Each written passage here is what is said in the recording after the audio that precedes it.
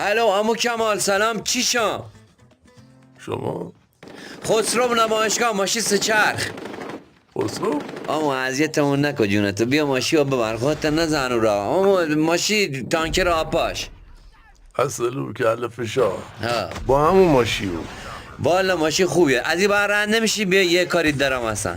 بعید میدونم از اون طرف آرد شد. این جواب منه، ما گناه کردیم تو بیونه نگرفتیم. میگم جان به نظر خودت زشتی من توی سنو تو انگل بخورم. کمال بلا نسبت گفتم یه برگ چکی بیاری برات قسطی پستیش کنم ببریش بیکاری. خب مرد حسابی ماشی که پشت سیب تراش میخواد بزه من با چه دل توکلی بنزمش تو گردن ایرون 12 متر ماشی بنزینی باکس لیتری ترا به ناموست تو کمال. ما نمیگیم ماهی 300 میلیون، ماهی 30,000 تومن تو بایی میتونی کار کنی. تو من همین الان بیام ببرمش. تو درست میگه، ولی میتونی مشتریش برام بیار سیبیلیت چرب میکنم. تو هم اولش هم یه بگو. نگاه کوکو، یه رفیق جنگی دارم ایسا شمس. خب هم ماشی سالم دلش هم میزنه، فقط ماشی چپی. با شاگه رو بیافتین بختارش چپی پپیش کنین تا بگم بیا ببرتش. جون بچه ادی کارو بکن. جون مردادم که میخوام دنیا تش بگیره تو این ماشی فقط فروخت حسابش کن. پس تو مشتری بفرست، الان میدم شاگردو داغونش کنه. خدا. وای بچه سرم در گره، سرت چی گو در میاری یا نه؟ حاجی تو را به مامسته پنده. بچه یعنی میام یک تیپایی میکشم زیرت که کفشم اتفاقات بیمارستان بدم بیاره. برو بچه نیستانه بشور. چند شدی چند؟ خدایا دست تو کار داریم، میبینی شریف زندگی کردن واقعا خیلی خرج داره. یه دو ماه آدم خوبی بودم با هم سخته شد. یه گوش خوش دندونی بر من واجب، قربتن الالا. ببینیم چی کار میکنی. سلام، روزتون بخیر. سلام از بنده ارادتمند. پراید خانم بنده یه چند موردی تصادف داره ولی تمیزه. با یه ماشین مقاومتر محافظه دارین؟ ها معاوضه نداریم، بگو بیا تو. عزیزم حاجی جان بخواب رو زمین باز افتاده. وای با افتاد چی افتید؟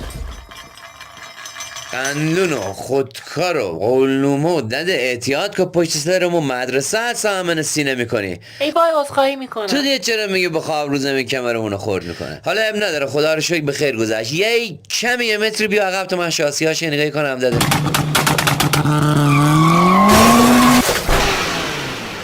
کوکو چرا همسر دیجور سر ما میاره؟ گفتم یه متر. دورش بگردم بینیش کوچیکه، رو دستانداز عینکش میفته. کاکای من کسی که عینکش میافته دیگه میتونه خب گاز نده. بچه خودت بیشی پشت ماشه بیاره جلو. چند شدی؟ من هر چی خسارت بهتون وارد شده باشه رو چشمم میذارم پرداخت میکنم. چیه شلوغش میکنید هی خسارت؟ یه شیشه سکوریت بود، یه قاب عکس اسمیگل که افتاد شکست، اونم میرس پرداختش میکنه دیگه. داده من این عینک بیناموس درست بزن رو چی شدی؟ قاب عکس بوام بود، اسمیگل کیه؟ حاجی جان من بابت این سوء تفاهم ازتون معذرت میخوام. حالا خبری نی ولی خیلی ناراحت شدم. بی زحمت ماشینمون رو با یه شاسی بلند دنده‌ای محافظه کن.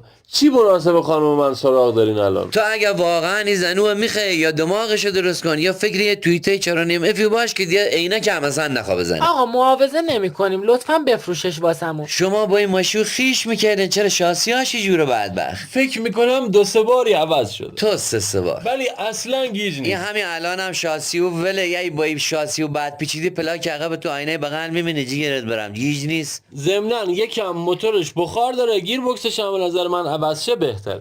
یعنی ماشی و تشبر زده و بهتر بود تو شما بخرینش. دیگه کجاش بغیر سر جلو ضربه داره؟ فقط پشتش و سقفش. فقط فقط 403. بله. هر چی دارین توش بردارین. شاد شد یه که پیدا کردیم دادیمش 80-90 تومن رفت. ایسایی هم ماشی تصادفی کم ضرب درجه 1 خدمت کوکو. نه کاکا دمت گر، این ماشین رو نگاه کن اصلا خیلی داغونه، این اتاقش گیرم نمیاد. دست در نکنه، خداحافظ. ای موسیقی خورم کوکو خسرو اوسرد کن نبداره. نه نیده میدن. آب گرم کن. بچه کرکرانه بکش بایین کمال انگلمون میدی ها. خسرو جا سر یه اوبنی خوردم تش گرفتم بیشی الان میام.